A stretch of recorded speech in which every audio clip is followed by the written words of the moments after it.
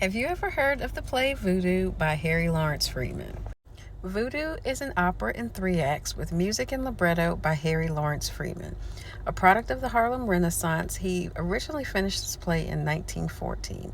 It was first performed on the radio May 20th, 1928, with the stage performance occurring September 10th and 11th, 1928.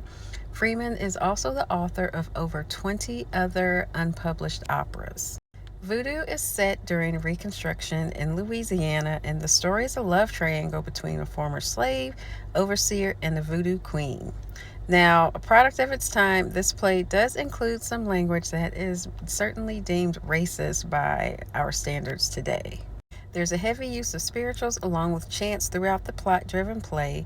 Things such as the cakewalk, the buck dance, and something described as a voodoo dance are all featured. Now, the interpolation of spirituals were highly important for the development of many Harlem Renaissance musicals during that time period. Now, some other operas by Freeman include The Martyr, which is a sacred opera set in ancient Egypt, and you can see this pictured here. This one was also performed just twice in his hometown, with the first night nearly to an audience of 10,000 people, and the second night with an audience of 15,000.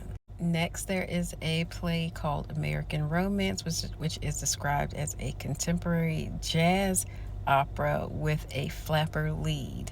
And then thirdly, there is something described as a Zululand African music opera, which is based on the works of an author that was popular during that time period. Now, believe it or not, the score for Voodoo is nearly 800 pages long, and his family did donate a lot of his works to Columbia University, where it was found in the archives by a research student who then was able to bring Voodoo to the stage for just 2 nights back in 2015. And I have included a sampling of both of the arias here, but you can find them in full on YouTube if you want to search it. It is by the Morningside Opera.